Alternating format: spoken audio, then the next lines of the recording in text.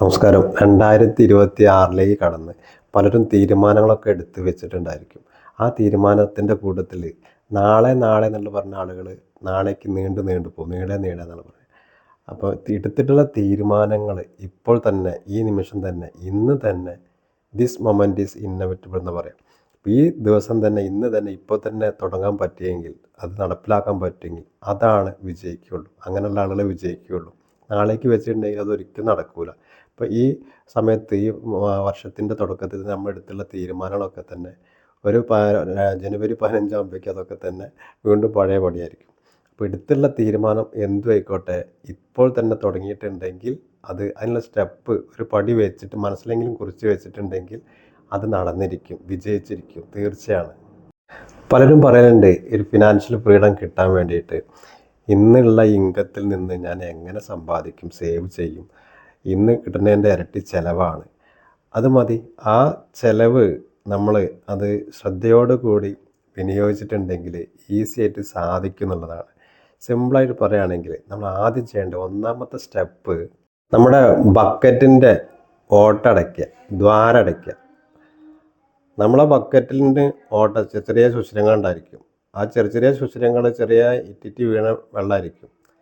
അങ്ങനെ അത് നമ്മൾ പോണത് അറിയില്ല. അപ്പോൾ ആദ്യം നമ്മൾ ആ ബക്കറ്റിൻ്റെ ദ്വാരം അടച്ചിട്ടുണ്ടെങ്കിലാണ് ഉള്ളത് അതിൽ ഫുള്ളായിട്ട് നിറയുള്ളൂ പെട്ടെന്ന്. അതല്ലാതെ ഓട്ട അടച്ചിട്ടില്ലെങ്കിൽ ഓട്ട അടയ്ക്കാനുള്ള മനസ്സ് നമ്മൾ കാണിച്ചിട്ടില്ല, ഓട്ട അടയ്ക്കാനുള്ള ശ്രമം നമ്മൾ നടത്തിയിട്ടില്ലെങ്കിൽ വെള്ളം ചോർന്ന് പോയിക്കൊണ്ടേയിരിക്കും. അപ്പോൾ നമുക്കൊന്നും ചെയ്യാൻ പറ്റില്ല. അപ്പോൾ ആദ്യം ബക്കറ്റിൻ്റെ ഓട്ട അടയ്ക്കുക എന്നുള്ളതാണ്. അപ്പോൾ എങ്ങനെയാണ് നമ്മൾ ബക്കറ്റിൻ്റെ ഓട്ട അടയ്ക്കുക? നമ്മൾ ഈ ഓട്ട അടയ്ക്കാൻ വേണ്ടിയിട്ട് നമ്മൾ ആദ്യം ശ്രദ്ധിക്കേണ്ടത്, നമ്മൾ ആവശ്യം, അത്യാവശ്യം, അനാവശ്യം, അങ്ങനെ മൂന്നായിട്ട് തിരിച്ചിട്ട് ഓരോ ദിവസവും നമ്മൾ ചിലവാക്കണ അനാവശ്യം ഒരുപാട് കാര്യങ്ങളുണ്ട്. നിസ്സാര കാര്യം ഒരു 50 റുപ്യ ആയിരിക്കും ഒരു ദിവസം അനാവശ്യമായിട്ട് ചിലവാക്കുന്നത്. അത് ചിലപ്പോൾ ആവശ്യമുള്ളതാവില്ല, അനാവശ്യമായിട്ടായിരിക്കും. ഒരു ദിവസം 50 റുപ്യ ചിലവാക്കിയിട്ട് അനാവശ്യ ചിലവുണ്ടെങ്കിൽ അത് നമുക്ക് ഒഴിവാക്കിക്കൂടെ? അപ്പോൾ അത് ഒരു ദിവസം 50 റുപ്യ ആണെങ്കിൽ 10 ദിവസത്തിന് 500 രൂപ ആയി. അതൊരു 30 ദിവസം ആകുമ്പോൾ എത്രയായി? 1500 രൂപ ആയി. 1500 റുപ്യ സേവ് ചെയ്ത് വയ്ക്കാൻ പറ്റും. നേരത്തെ പറഞ്ഞപ്പോഴത്തെ ബക്കറ്റിന് അതൊരു സുഷിരമാണ്. അതൊരു ഓട്ടം കൂടെ പോവുകയാണെങ്കിൽ അത് വെറുതെ വേസ്റ്റായി പോവുകയാണ്, അതുകൊണ്ടൊരു കാര്യമില്ല. അപ്പോൾ ആദ്യത്തെ ആ ഫസ്റ്റത്തെ ഓട്ടം നമ്മൾ അടയ്ക്കുക. അതെങ്ങനെ പറയിച്ചിട്ടുണ്ടെങ്കിൽ, ഇപ്പോൾ സാധാരണ നമ്മൾ ഒരു ഉദാഹരണം പറയുകയാണ്, പലർക്കും പല രീതിയിലായിരിക്കും. അത് അവനാൻ തന്നെ സ്വയം വിലയിരുത്തുക. ഒരു ദിവസം ഞാൻ എന്തൊക്കെ ചിലവാക്കുന്നുണ്ട്. വെറുതെ നമ്മളിപ്പോൾ ആരോഗ്യത്തിന് ഹാനികരമായിട്ടുള്ള ഒരുപാട് കാര്യം ചെയ്യുന്നുണ്ട്. ഇപ്പോൾ ഉദാഹരണത്തിന്, ഇപ്പോൾ നമ്മൾ പുറത്തേക്ക് പോകുന്ന സമയത്ത്, ജോലിക്ക് പോകുന്ന സമയത്ത് പലരും പുറത്തുനിന്ന് വെള്ളം കുടിക്കണേ. നമ്മൾ വെള്ളം നിസ്സാര കാര്യമാണ്. ഒരു ബോട്ടിൽ വാങ്ങിയിട്ടുണ്ടെങ്കിൽ നമ്മൾ ബാഗിൽ വെച്ചിട്ടുണ്ടാൽ മതി. നമ്മൾ വെള്ളം എന്ത് വെള്ളമാണ് നമ്മളെ വീട്ടിൽ നിന്ന് ഉപയോഗിച്ചിട്ടുണ്ടെങ്കിൽ ശരീരത്തിനും നല്ലതാണ്, പൈസ വേസ്റ്റ് ആവില്ല. അതുപോലെ തന്നെ പലരും ഡെയിലി ഹോട്ടൽ ഭക്ഷണം കഴിക്കുന്ന ആളുകളുണ്ട്. നമ്മൾ വരുന്ന സമയത്ത് രാവിലെ ഒരു പാത്രത്തിൽ ചോറെടുക്കുക, നമ്മളെ ഭക്ഷണം എന്താ വെച്ചാൽ അത് ഉച്ചയ്ക്ക് കഴിക്കാനുള്ള എടുത്തിട്ടുണ്ടെങ്കിൽ ഓഫീസിൽ നിന്നോ ഇവിടെ നമ്മുടെ ജോലി സ്ഥലം എവിടെയാണോ അവിടെ നമ്മൾ കഴിക്കാൻ സാധിക്കുകയാണെങ്കിൽ നല്ല ഭക്ഷണം കഴിക്കുക, സംതൃപ്തിയോട് കൂടി മനസ്സിൽ പിടിച്ച് നമുക്ക് കഴിക്കാൻ പറ്റും ചെയ്യും. അത് നമ്മളെ പുറത്തുനിന്ന് കഴിക്കുന്ന സമയത്ത് ആരോഗ്യം ഹാനികരാവില്ല, നമുക്കത് ആരോഗ്യത്തിന് ഗുണം വരിക. ഒന്നത് ആരോഗ്യത്തിനെ സേവ് ചെയ്യാൻ പറ്റും. മാത്രമല്ല, നമ്മളിപ്പോൾ ഒരു 100 രൂപയാണ് ഭക്ഷണത്തിന് ചിലവാക്കണമെങ്കിൽ ഒരു ദിവസം 30 ദിവസത്തിന് 3000 രൂപ ഭക്ഷണത്തിന് വേണ്ടി മാത്രം ചിലവാക്കുന്നുണ്ട്. അത് നമ്മൾ വീട്ടിൽ നിന്ന് നമ്മൾ എടുക്കുകയാണെങ്കിൽ നല്ല ഭക്ഷണം കഴിക്കുക. അതൊരു അനാവശ്യ ചിലവാണ് നമ്മൾ പുറത്തുനിന്ന് കഴിക്കുന്നത്. അപ്പോൾ അതിങ്ങനെ അപ്പോൾ ഒരു ഉദാഹരണം പറഞ്ഞതാണ്. പലർക്കും പല രീതിയിലാണ് ഇങ്ങനെ വരിക. അത് നമ്മൾ സ്വയം മനസ്സിലാക്കിയിട്ട് അത് അങ്ങനത്തെ ചെറിയ ദ്വാരങ്ങൾ അടയ്ക്കുക. ഒരു ബക്കറ്റ് അടയ്ക്കാൻ വേണ്ടിയിട്ട് കുറച്ച് വർഷങ്ങൾക്ക് മുമ്പ് എൻ്റെ സുഹൃത്ത്, അദ്ദേഹം സിവിലിലാണ് വർക്ക് ചെയ്യുന്നത്, സിവിൽ സ്റ്റേഷനിലാണ് വർക്ക് ചെയ്യുന്നത്, ഗവൺമെൻറ് സ്റ്റാഫാണ്. മൂപ്പര് എന്നും ജോലിക്ക് പോകുന്നത് കാറിലാണ് പോകുന്നത്. അപ്പോൾ ഏകദേശം ഒരു 35 കിലോമീറ്റർ നേരത്തെ വീട്ടിൽ നിന്ന് ഓഫീസ് സ്ഥലത്തേക്കുണ്ട്, ജോലി സ്ഥലത്തേക്കുണ്ട്. അപ്പോൾ അതുപോലെ തിരിച്ചിങ്ങോട്ടുമുണ്ട്. അപ്പോൾ 35 70 കിലോമീറ്റർ അദ്ദേഹം ഒരു ദിവസം യാത്രയുണ്ട്. കാറിലാണ് യാത്ര ചെയ്യുന്നത്. അപ്പോൾ ഞാൻ ചോദിച്ചു, കാറിൻ്റെ മൈലേജ് എത്രയാണ്? 20 കിലോമീറ്റർ ആണെങ്കിൽ തന്നെ 1 ലിറ്ററിന് 100 രൂപ ആണെങ്കിൽ ഏകദേശം 350 റുപ്യക്ക് പെട്രോൾ അടിച്ചെങ്കിലാണ് അദ്ദേഹത്തിന് ചിലവാണത്. ഒരു ദിവസത്തെ ചിലവാണ്, പെട്രോളിൻ്റെ ചിലവാണ് 350 റുപ്യ. അപ്പം സെയിം സ്ഥാനത്ത് അത് വണ്ടി ഇപ്പം ഇന്നിപ്പം ബസ്സുണ്ട്. ബസ്സിന് ആ സമയത്ത് കൃത്യസമയത്ത് ഇപ്പം ലോ ഫ്ലോറിൽ ബസ്സിൽ പോവുകയാണെങ്കിൽ തന്നെ നമുക്ക് എ സി തന്നെ നല്ല രീതിയിൽ തന്നെ നല്ല യാത്ര ചെയ്യാൻ പറ്റും. ഇനിയിപ്പം മാക്സിമം ഒരു ₹100 ആവുമെന്ന് വയ്ക്കുക. ആകെ ഒരു ₹50ൻ്റെ യാത്ര ഉണ്ടാവുള്ളൂ. ₹100 ആണെങ്കിൽ തന്നെ ₹250 നമുക്ക് സേവ് ചെയ്യാൻ പറ്റും. അപ്പോൾ ആ രീതിയിൽ ഞങ്ങൾ കുറേ കാര്യങ്ങൾ വെറുതെ ചർച്ച ചെയ്ത്. അപ്പം മൂപ്പരും പറഞ്ഞു ശരിയാണ്, അത് നല്ലൊരു കാര്യം തന്നെയാണ്. ഞാനും ചിന്തിക്കുകയല്ല, ഞാനും പെട്ടെന്ന് പോകാനുള്ള അങ്ങനെ ശീലമായി. നമ്മുടെ ശീലങ്ങളാണ് അതൊക്കെ. അപ്പോൾ ഈ ചില നമ്മളെ നല്ല ശീലങ്ങളുണ്ട്, ദുശീലങ്ങളുണ്ട്. ഇതിപ്പോൾ ദുശീലം നല്ല ശീലം പറയാൻ പറ്റില്ല. പക്ഷെ അത് നമ്മൾ സേവ് ചെയ്യണമെങ്കിൽ നമ്മൾ അങ്ങനെ കരുതണം. ശരിയാണ്, യാത്രയിൽ അങ്ങനെ ആ രീതി പോകേണ്ട ആളുകൾ പോകുക തന്നെ വേണം, അത് വേറെ വിഷയം. പക്ഷേ ഇതെങ്ങനെ ശ്രദ്ധിച്ചിട്ടുണ്ടെങ്കിൽ ഇപ്പോൾ ഒരു ദിവസം ₹250 സേവ് ചെയ്യാൻ പറ്റുമെങ്കിൽ അദ്ദേഹത്തിന് 10 ദിവസം കൊണ്ട് 2500, 20 ദിവസം കൊണ്ട് വർക്കിംഗ് ഡേ ഇനിയിപ്പോൾ 25 ദിവസമാണ് വർക്കിംഗ് ഡേ, ബാക്കി ലീവാണ്. 25 ദിവസം ഓഫീസിൽ പോകണമെങ്കിൽ തന്നെ ഇയാൾ ഈ യാത്ര ഈ രീതിയിലാക്കിയിട്ടുണ്ടെങ്കിൽ 25 ദിവസം കൊണ്ട് അദ്ദേഹത്തിന് ഏകദേശം 6,500 രൂപ അദ്ദേഹത്തിന് സേവ് ചെയ്യാനായിട്ട് സാധിക്കും. ഈസി ആയിട്ട് സേവ് ചെയ്യാൻ സാധിക്കും. ഇത് ഒരു ബക്കറ്റിൻ്റെ ലീക്കാണ്. അപ്പോൾ ആ ഓട്ടം അടയ്ക്കണം. അതായത് അദ്ദേഹത്തിന് ₹250 ഒരു ദിവസം ലീക്കായി പോകണമെങ്കിൽ അത് ആ ₹250 സേവ് ചെയ്യാൻ പറ്റുമെങ്കിൽ ഒരു മാസത്തിൽ അദ്ദേഹത്തിന് 6,500 രൂപയാണ് അദ്ദേഹം സേവ് ചെയ്യണത്. ഈ രീതിയിൽ ഈ ലീക്ക് അടച്ചിട്ടുണ്ടെങ്കിൽ, ഈ ഓട്ടം അടച്ചിട്ടുണ്ടെങ്കിൽ. അപ്പോൾ അങ്ങനെ ആകുമ്പോൾ 10 മാസത്തിന് ₹65,000, ഏകദേശം ഒരു വർഷത്തേക്ക് 12 മാസത്തേക്ക് ₹75,000, 350,000 രൂപയോളം ഈ രീതിയിൽ ഇയാൾക്ക് സേവ് ചെയ്യാനായിട്ട് സാധിക്കും. അപ്പോൾ ഇത് അറിയണില്ല. ഇങ്ങനെ പലതരത്തിലുള്ള നിസ്സാരമായിട്ടുള്ള ചില ചെറിയ കാര്യങ്ങളെല്ലാം കൂടിയിട്ട് അപ്പോൾ നമുക്ക് അതിൽ ഇൻകം പുതുതായിട്ട് വേറെ കൂടുതൽ വരേണ്ട ആവശ്യമില്ല. നിലവിലുള്ള ഇൻകം അതൊന്ന് ആലോചിച്ച് ചെയ്തിട്ടുണ്ടെങ്കിൽ അതിൽ നിന്ന് തന്നെ നമുക്ക് സേവിങ്ങിനുള്ള പണം കണ്ടെത്താനായിട്ട് സാധിക്കും. അങ്ങനെ ഈ വിദ്യ പലർക്കും പണ്ട് പറഞ്ഞു കൊടുത്തിട്ട് അവർ കൃത്യമായിരുന്നു ഫോളോ ചെയ്യുന്നുണ്ട്. അവർക്കിന്ന് അതിൻ്റേതായിട്ടുള്ള രീതിയിൽ അതിൻ്റെ മാറ്റം വന്നിട്ടുണ്ട്. പലരും പറയുന്നുണ്ട്. ഞാനത് കൃത്യമായിട്ട് എഴുതി ഞാൻ വേറെ സംഭവം പറഞ്ഞു കൊടുത്തിട്ടുണ്ട് അവർക്ക് ഇങ്ങനെ ചെയ്യണം എന്നുള്ളത്. അതുകൊണ്ട് പറഞ്ഞുതരാം. ഈ ഒരു കാര്യം വേറെ ആരും മാനേജ് ചെയ്യില്ല. ഇത് വേറെ ആരുടെ അടുത്തും ഉള്ളതല്ല. അത് നമ്മൾ സ്വന്തം സെൽഫായിട്ട് മാനേജ് ചെയ്യേണ്ട കാര്യമാണ്. ഇതിനു വേണ്ടി നമ്മൾ രാത്രി കിടക്കുന്നതിന് മുമ്പായിട്ട് ആകെ ഒരു 5 മിനിറ്റ് വേണ്ട, 5 മിനിറ്റ് മാക്സിമം 5 മിനിറ്റ് മാത്രമേ ചിലവാക്കേണ്ടുള്ളൂ. അതിനുള്ള വഴി എന്താ വെച്ചാൽ ഒരു ഡയറിയോ ഒരു ബുക്കോ എന്തെടുക്കുക. ഞാൻ ചെയ്യുന്ന കാര്യം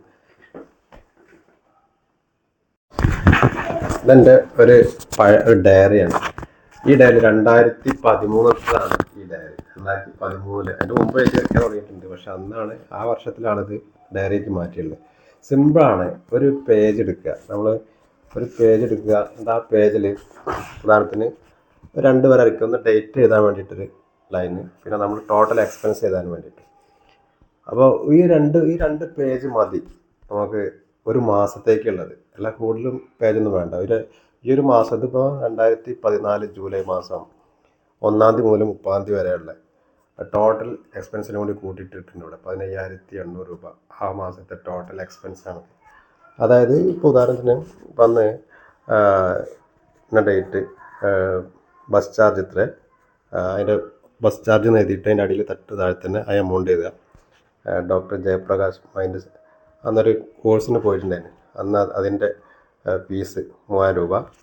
അതുപോലെ തന്നെ വെജിറ്റബിൾ വരുന്ന സമയത്ത് പച്ചക്കറി വാങ്ങിയതാണ് 86 രൂപ. അന്നത്തെ 86 രൂപയാണ്. അപ്പോൾ ഇതെല്ലാം കൂടി ടോട്ടൽ കൂട്ടുന്ന സമയത്ത് അത് കൂട്ടിയിടുക. അതിനുവേണ്ടി കൂട്ടുന്ന സമയത്ത് അപ്പോൾ നമുക്കൊരു ഐഡിയ കിട്ടും ഇങ്ങനെ ചെയ്യുന്ന സമയത്ത്. ഇതിപ്പോൾ ഏകദേശം കഴിഞ്ഞ് പുതിയത് സ്റ്റാർട്ട് ചെയ്ത് കഴിഞ്ഞ്. അപ്പോൾ ഈ ഒരു സംഭവം ഞാനൊരാൾക്ക് കൊടുത്ത സമയത്ത് അവർ കൃത്യമായിട്ട് ഫോളോ ചെയ്യുന്നുണ്ട്. ആകെ ഒരു 5 മിനിറ്റ് മതി. അങ്ങനെയുള്ള സമയത്ത് അങ്ങനെ ആകുമ്പോൾ നമുക്കൊരു അടുക്കും ചിട്ടയും വരും. എല്ലാത്തിനും ഒരു സിസ്റ്റമാറ്റിക് ആയിട്ട് അതിൻ്റേതായിട്ട് വരും. ഒന്നും വേസ്റ്റ് ആവില്ല. കാര്യങ്ങളൊക്കെ നടക്കേണ്ട കൃത്യം നടക്കണം. കൃത്യമായിട്ട് ഭംഗിയായിട്ട് എല്ലാ കാര്യം നടക്കും. അപ്പോൾ നമുക്ക് സമാധാനം ഉണ്ടാവും. അങ്ങനെ ഒരു വൃത്തിയായിട്ട് പോകും കാര്യങ്ങളൊക്കെ തന്നെ. ടെൻഷൻ ഉണ്ടാവില്ല. അതൊക്കെ നമുക്കറിയാലോ നമുക്ക് ഇൻകം എത്രയാണ്, അതിനനുസരിച്ച് ഒരു ചൊല്ലുണ്ടല്ലോ, വരവ് അറിയാതെ ചിലവഴിക്കുക എന്നുള്ളത്. അപ്പോൾ നമ്മളെ വരവ് അറിഞ്ഞിട്ട് വേണം, അതിനനുസരിച്ച് വേണം നമ്മൾ ചിലവഴിക്കുക. ഒരു പാട്ടിലൊക്കെ ഉണ്ട്, വരവ് അറിയാതെ ചിലവഴിച്ചാൽ പെരുവഴി ആധാരം എന്ന് പറഞ്ഞിട്ടുള്ളത്. അപ്പോൾ നമ്മളത് ഈ രീതിയിൽ നമ്മൾ തന്നെ സ്വയം ചെയ്യണം. അപ്പോൾ അതിന് നമുക്ക് ഒരു ഉദാഹരണം പറയുകയാണെങ്കിൽ നമ്മൾ സാധാരണ നമ്മുടെ വീട്ടിൽ ഇപ്പോൾ ബാത്റൂമിൽ ബക്കറ്റിൽ ഓരോ തുള്ളി വെള്ളം ഇപ്പോൾ രാത്രി നമ്മളിങ്ങനെ കിടക്കുമ്പോൾ കാണാം ആ സൗണ്ട് കേൾക്കാം, ടിക് ടിക് ടിക് എന്നുണ്ട്. ഒരു ടാപ്പിൽ നിന്ന് ചെറിയ വെള്ളം പോവുകയാണ്. ഒരു മിനിറ്റിൽ 1 2 3 തുള്ളിയേ പോണുണ്ടാവുള്ളൂ. പക്ഷെ നേരം വെളുക്കുമ്പോഴേക്ക് ആ ബക്കറ്റ് നിറഞ്ഞിട്ടുണ്ടായിരിക്കും. അപ്പോൾ ഓരോ തുള്ളി വെള്ളം നേരം വെളുക്കുമ്പോഴേക്ക് ബക്കറ്റ് നിറഞ്ഞിട്ടുണ്ടാകും. അപ്പോൾ ഒരു ബക്കറ്റ് വെള്ളം നമുക്ക് ഓരോ തുള്ളി കൂടെ മാറ്റി വയ്ക്കാൻ സാധിക്കും. ഇപ്പോൾ പറഞ്ഞ ഈ രീതിയിലുള്ള എക്സ്പെൻസും കാര്യങ്ങളൊക്കെ നമ്മൾ കുറേ വെട്ടിച്ചുരുക്കി ആവശ്യമില്ലാത്തതും അനാവശ്യമുള്ളതൊക്കെ ഒഴിവാക്കിയിട്ടുണ്ടെങ്കിൽ നമുക്ക് ആ ഓരോ തുള്ളിയും അത് സേവ് ചെയ്യാനായിട്ട് സാധിക്കും. അങ്ങനെയാണ് സേവിങ്ങിൻ്റെ അതിലേക്ക് നീങ്ങേണ്ടത്. അങ്ങനെ ആ ബക്കറ്റിൽ ഓരോ തുള്ളി ഇട്ടാണ്ട് അത് വെള്ളം നിറയുന്നുണ്ട്, രാവിലേക്ക് വെള്ളം നിറയുന്നുണ്ടെങ്കിൽ അപ്പോൾ ഒരു മാസത്തിൽ എത്ര 30 ബക്കറ്റ് ഒരു കല്യാണത്തിനുള്ള വെള്ളം കൊടുക്കാനുള്ള വെള്ളം നമുക്ക് വേസ്റ്റായിട്ട് പോകുന്നുണ്ട്, ശരിയല്ലേ? അപ്പോൾ ആ രീതിയിൽ നമ്മൾ ഇപ്പോൾ നിലവിലുള്ള ഇൻകത്തിൽ നിന്ന് നമുക്ക് ഉണ്ടാക്കാനായിട്ട് സാധിക്കും. അതിന് പുതിയ ഇൻകം വർദ്ധിപ്പിക്കുക അല്ല വേറെ ഇൻകം ഒന്നും വേണ്ട ആവശ്യമില്ല. ഇതന്നെ മതി. ഉള്ളതുകൊണ്ട് നമ്മൾ ചെയ്യാനായിട്ട് സാധിക്കും. അപ്പോൾ 2 കാര്യമാണ് നമ്മൾ പറഞ്ഞിട്ടുള്ളത് ഇതുവരെ. ഒന്ന് ബക്കറ്റിൻ്റെ ഓട്ടടയ്ക്കുക, ദ്വാരം അടയ്ക്കുക. രണ്ടാമത്തത് ഒരു ഡയറി വാങ്ങിയിട്ട്, ഒരു ബുക്ക് വാങ്ങിയിട്ട് അതിൽ ഓരോ ദിവസത്തെ ഓരോ എക്സ്പെൻസ് വെറുതെ ഒന്ന് രാത്രി ഒരു 5 മിനിറ്റ് മതി ഒന്ന് എഴുതി വയ്ക്കുക, ജസ്റ്റ് ഒന്ന് എഴുതി വയ്ക്കുക. അപ്പോൾ നമുക്ക് തന്നെ ഒരു ഐഡിയ കിട്ടും. ഈ 2 കാര്യങ്ങൾ നിർബന്ധമായിട്ട് ചെയ്യുകയാണെങ്കിൽ അപ്പം ഒരു മാസങ്ങളിൽ അറിയാതെ തന്നെ നമുക്ക് ബാലൻസ് വരും.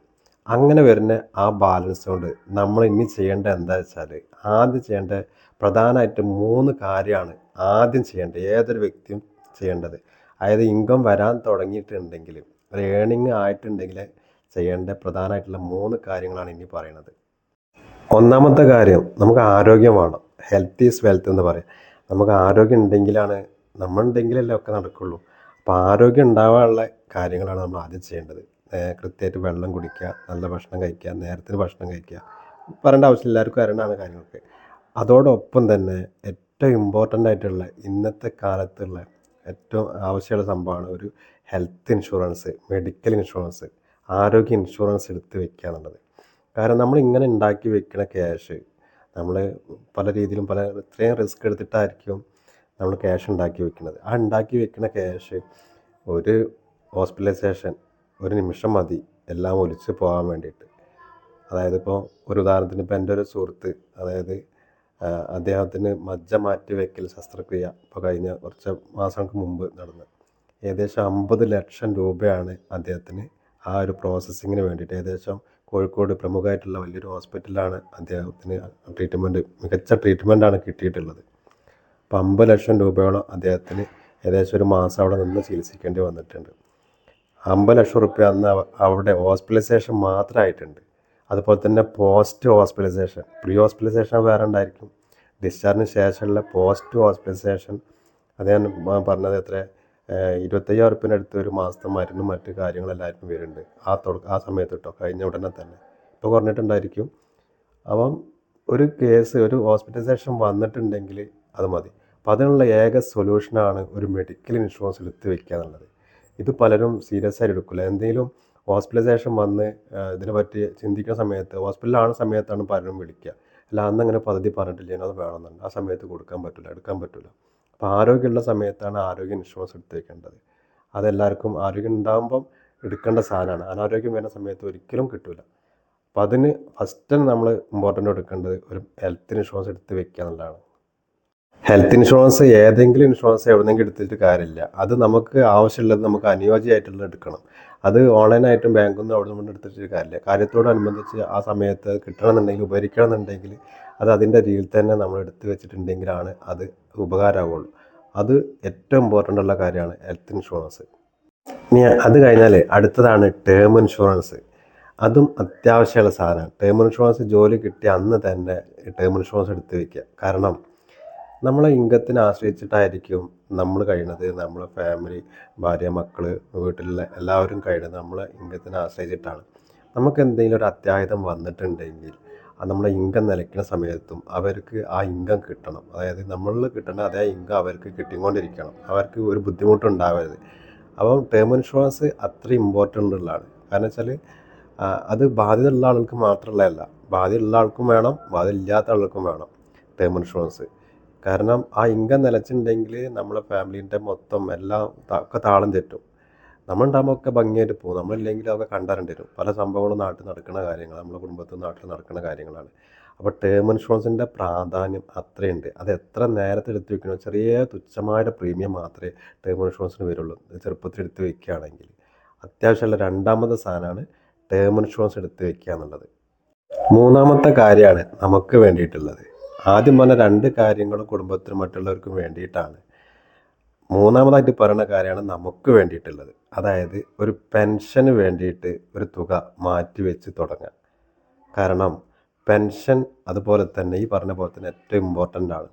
അതായത് ഇന്ന് ജോലിയുണ്ട്, വരുമാനമുണ്ട്, ആരോഗ്യമുണ്ട്, അതുകൊണ്ട് ഇൻകം ഉണ്ട്. ഈ ഇൻകം നിലയ്ക്കുന്ന സമയത്ത്, അതായത് നമ്മുടെ വരുമാനം നിലയ്ക്കുന്ന സമയത്ത്, ഇപ്പം നമ്മളെ റിട്ടയർഡ് ആകുന്ന സമയത്ത് ഇന്ന് ഉള്ള പോലെ തന്നെ കൃത്യമായിട്ട് മുന്നോട്ട് പോകണമെന്നുണ്ടെങ്കിൽ നമുക്ക് അന്ന് കയ്യിൽ ഇന്ന് കിട്ടുന്ന എത്രയാണോ ഇൻകം ഉള്ളത്, ഇപ്പം 50,000 1 ലക്ഷം എത്രയാണോ ഇൻകം ഉള്ളത്, ആ ഇൻകം അന്ന് നമുക്ക് കിട്ടണം.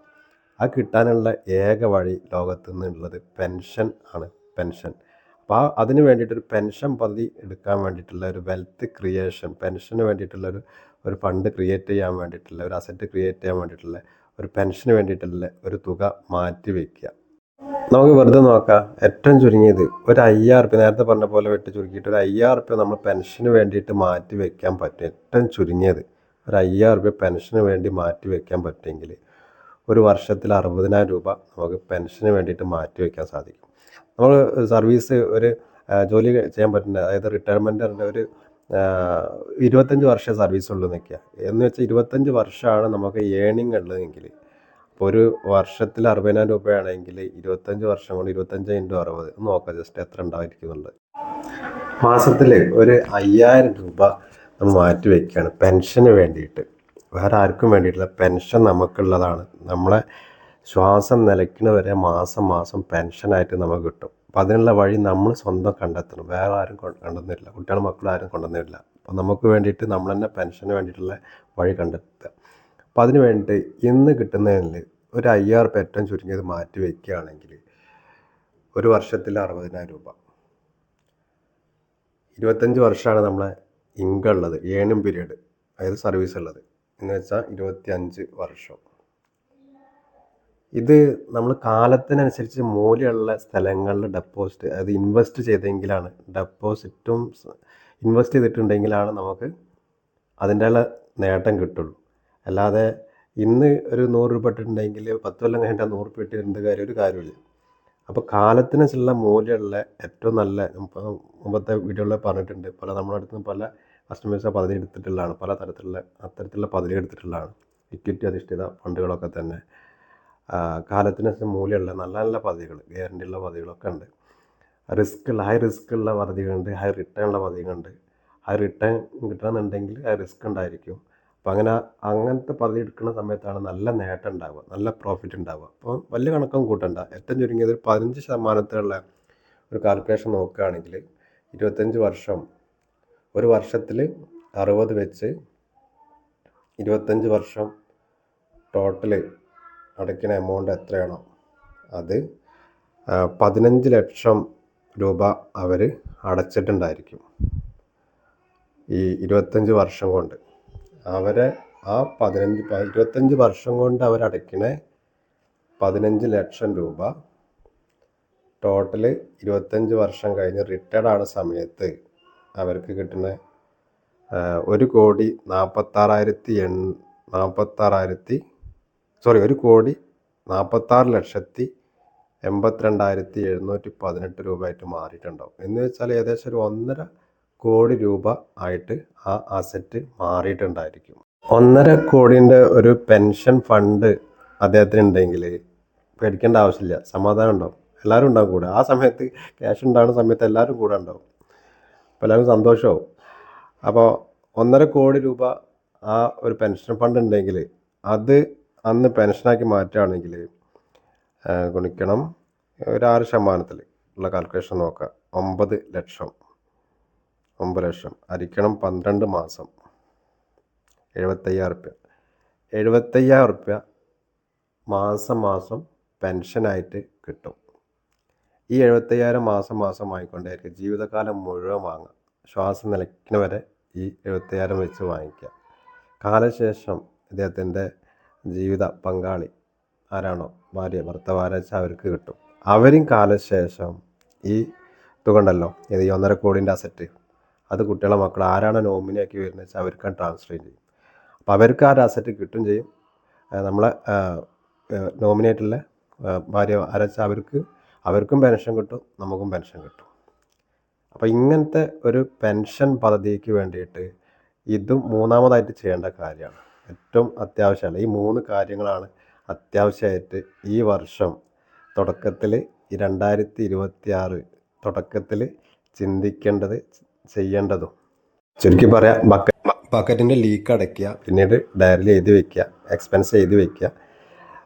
മൂന്നാമത്തത്, അപ്പോൾ ആ സമയത്ത് നമുക്ക് വരും ഇൻകം, നമ്മളെ ഇൻകം നമുക്ക് തന്നെ കാണാൻ സാധിക്കും. അങ്ങനെ വരുന്ന ഇൻകം കൊണ്ട് നമ്മൾ ആ ബാലൻസുള്ള സംഖ്യ കൊണ്ട്, ആ കാശ് കൊണ്ട് നമ്മൾ ഈ 3 കാര്യങ്ങൾ ആദ്യം ഫസ്റ്റ് ചെയ്യേണ്ടത്, ആരോഗ്യ ഇൻഷുറൻസ് എടുക്കാത്ത ആളുകൾ ഹെൽത്ത് ഇൻഷുറൻസ് എടുത്ത് വയ്ക്കുക. ടേം ഇൻഷുറൻസ് എടുക്കാത്ത ആളുകൾ ടേം ഇൻഷുറൻസ് എടുത്ത് വയ്ക്കുക. അതുപോലെ തന്നെ മൂന്നാമതായിട്ടുള്ള ഏറ്റവും പ്രധാനമായിട്ടുള്ള പെൻഷന് വേണ്ടിയിട്ടുള്ള ഒരു സേവിങ്, നല്ലൊരു സേവിങ് തുടങ്ങുക. ഇവിടെ പറഞ്ഞുള്ള കാര്യങ്ങൾ ഞാൻ എൻ്റെ ലൈഫിൽ വർഷങ്ങളായിട്ട് അപ്ലൈ ചെയ്തിട്ടുള്ള കാര്യങ്ങളാണ്. ഇതെൻ്റെ പല കസ്റ്റമേഴ്സിനും ഞാൻ പറഞ്ഞു കൊടുത്തിട്ടുണ്ട്, ഇങ്ങനെ ഈ രീതിയിൽ പറഞ്ഞ ആളുകളോട്. അപ്പോൾ അവർക്കൊക്കെ അതിൻ്റെ റിസൾട്ട് വന്നിട്ടുണ്ട്, അവരിനോട് പറയലുണ്ട്, അന്ന് ഞാൻ എപ്പോഴും ഫോളോ ചെയ്യേണ്ട പറയലുണ്ട്. അപ്പോൾ ഇത് നമുക്ക് ഏതൊരാൾക്കും ചെയ്യാൻ പറ്റുന്ന സിമ്പിളുള്ള കാര്യങ്ങളാണ് ഈ ടെക്നിക്കുകളൊക്കെ തന്നെ. അപ്പോൾ അത് എല്ലാവർക്കും ഉപകരിക്കട്ടെ, അത് ഉപകാരമാവട്ടെ, ഉപകരിക്കട്ടെ. ഇത് 2026 ഇന്നെടുത്ത ഈ തീരുമാനങ്ങൾ അത് ഭാവിയിൽ ഉപകരിക്കട്ടെ, ഉപകാരമാവട്ടെ എന്ന് മാത്രം പറഞ്ഞുകൊണ്ട് നിർത്തുന്നു. Okay, thank you.